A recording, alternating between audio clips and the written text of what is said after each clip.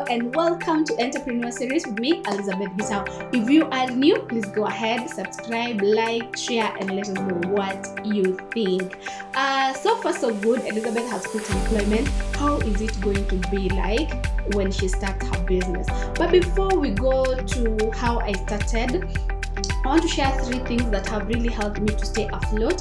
Remember what I told you, entrepreneurship is a roller coaster ride, and it has its scary moments, it has its exciting moments, and it has those moments that you don't even know what exactly is happening. So I call them the meh moments, And when all this happens, you need a support system.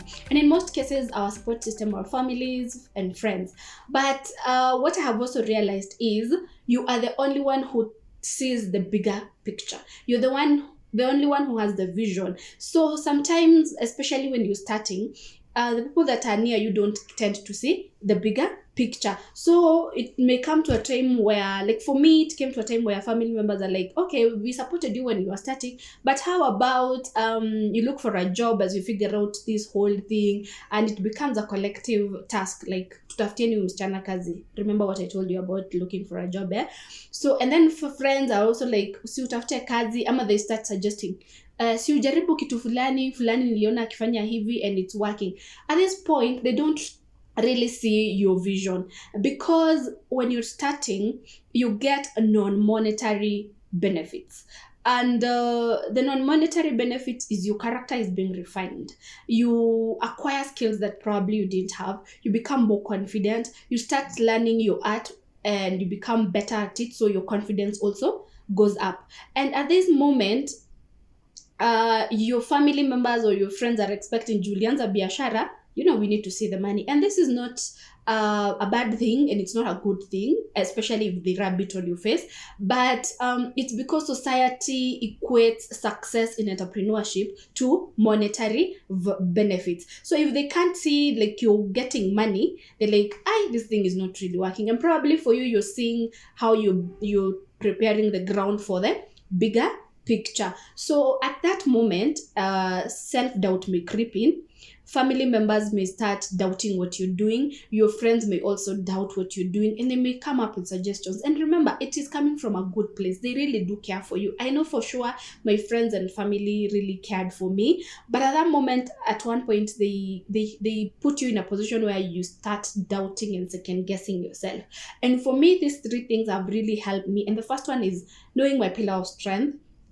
And my pillar of strength has been God. Well, I have a supportive family, supportive friends. I have a partner who is amazing, who is always looking at me and they're like, okay, go through these cafes and then you will come back and tell me what is happening. And he has been very patient to just let me go through those phases, the excitement phase, the scary phase, the meh phase, the I'm giving up phase. He has been very patient and waited for me to, go through it. But above everything else, it has been God.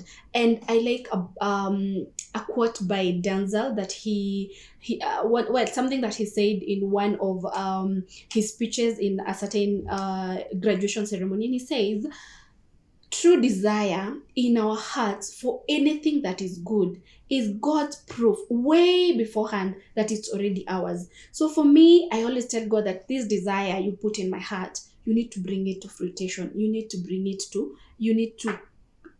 fulfill it for me. And going back in prayer and claiming those blessings and claiming God's guidance and strength, that is what keeps me afloat. Secondly, if you're starting or you're in business, clarity begins when you start the journey. There is no need of kushinda ukisema nitafanya and you're not doing it. Start now. And what I always say is you can't see the whole staircase. You have to start with the first 2 steps. And then now I have learned to ask, what do I need now? And it happens all along the journey, because once you start, now you've started, there is that step where you started. Now you need to grow. There is those new steps for growing and, achieving success in your business. So what I always say is ask, what do I need now? Then write 3 things that you need to do to achieve that which you need now, and go ahead and do them. As you're doing, you realize what is working, what is not working. As you are doing, you come to aha moments. Oh, this one can really make my business blow. And then you come to oh moments like this is not working. Then you get your breakthroughs, and you get those small wins from those very small steps. So start now. Don't wait until everything is ideal for you to start. Just get started, because as you get along, you get clarity for what it is that you're doing. And thirdly, go all the way in. If you have decided entrepreneurship is your thing, you can't afford to do it half-heartedly. Like, let me see if it's going to work. Let me try this and see. No, go all the way in. So that even if it comes to a day that you say, man, I give up, you will have say you will also say, I gave it my all. Like I went the whole mile. I didn't go half and give up. You give it your all. And when you give something your all, you show a lot of passion, you show a lot of confidence. And when people and clients see that this person is very passionate, I say they buy you before they buy your product. So be so courageous and so in it, such that someone taps it from you and says, hey, I want to work with Elizabeth. She's so in, she's so committed to what she's doing. So these three things: your pillar of strength, mine is God. Number 2, your clarity begins when you start the journey. And thirdly, go all the way in. Your passion, your commitment, and that confidence will show, and people are going to buy from you because of how you exude confidence. So those are the 3 things that have really helped me stay afloat in business. And today, going back to our story, remember, I have quit employment, I'm home, and the first thing that I thought of doing is registering a company. And remember, I told you I'm working with domestic workers. So now my idea was coming up with a training center, and I called it Women Empowerment and Capacity Building Center. So I don't know how to register a company. I have not even done any research how it is done. So what I decided to do is let me sort the services of a lawyer. And I called an acquaintance that I had met who happened to be a lawyer, and I met him and I told him I told him what I'm thinking of doing. And he said, are you thinking of a CBO? This is the moment now you start thinking about the structure of your business. And today I want to handle 2 things, the structure and the name. So he asked me what do I want to register it as a CBO?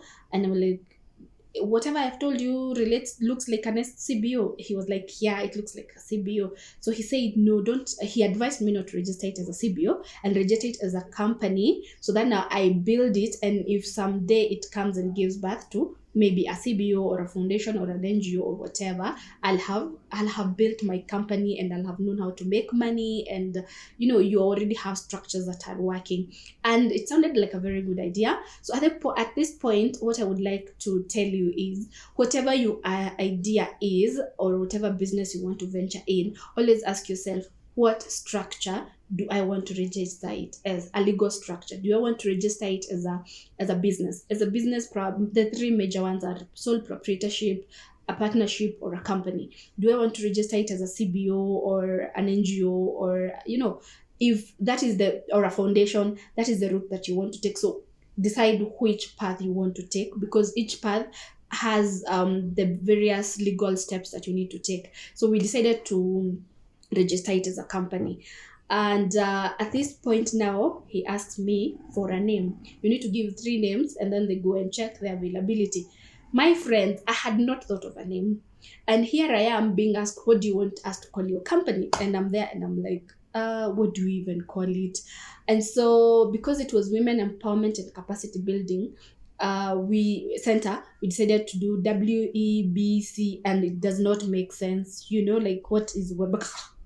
And so I decided to drop the C's, and it became web, WEB. And the lawyer was kind enough to suggest a name that is staffing. So we called it Web Staffing Kenya Limited. And when we went for the search, it was available. And that's how Web Staffing Kenya Limited was born. But now this is the point where I want to address coming up with a name. When you're coming up with a name, make sure your name is simple. Like for me, it was WEBC. It didn't make sense. Wekb. How do you even pronounce it? So make sure your name is simple and easy, and people can actually talk about it without much, like thinking so much about it. Am I pronouncing it right? Am I saying it well? So yeah, that is the first thing. The second thing is your name should be somehow related to what you're doing. Web staffing, yes, is related to staffing, but I feel like at one point I should have brought in the domestic service sector aspect, because that is what I had envisioned doing. So it doesn't have anything to do with domestic staff. If you want a nanny and you go on Facebook or on social media or on the internet and say nanny, you are probably going to get the name of my friend's company, Kenya Nanny, and you're not going to get web staffing. So that one, it holds me back. But also it has, choose a name that does not limit you. Like for me, if at one point I decide to do corporate staffing, I have a staffing, it's web staffing, so anyone can come. And at one point, by the way, I'll also tell you how this happened. I had started to do staffing for some SMEs, so it helped me. Na nilikulia, by the way, at one point. But well, I'll tell you the pros and the cons of it. So make sure your name does not limit your growth. Like if you register it and you call it, for example, if I had called my company Kenya, no, not Kenya, but Nairobi Staffing, it would look like it's only for Nairobi. But if it's web staffing, I can even go to Kisumu and start a branch and call it web staffing, Kisumu branch. But if it was Nairobi staffing and you go to Kisumu and they're wondering, okay, why is it called Nairobi and we are in Kisumu? So make sure that your name does not limit your growth. And finally, maybe a domain. If you're thinking of coming up with a website, which I think you should, get to know, is there a domain someone maybe has registered it and it's blocked and you can't access it? So get to check whether that domain name is there. So for me, the domain name was there and I registered it, and so if I want to develop a website, I already have a domain. So guys, that is it for today. What I want you to tell me is your 3 things that probably make you stay afloat, and what led you to decide that you want your company or your business to have that particular name. What led you to make that decision, or what would you share with someone who's probably starting and they don't know what to name their business? Thank you so much for watching. See you next week as I tell you how my 3 months of business were like. Asanteni sana.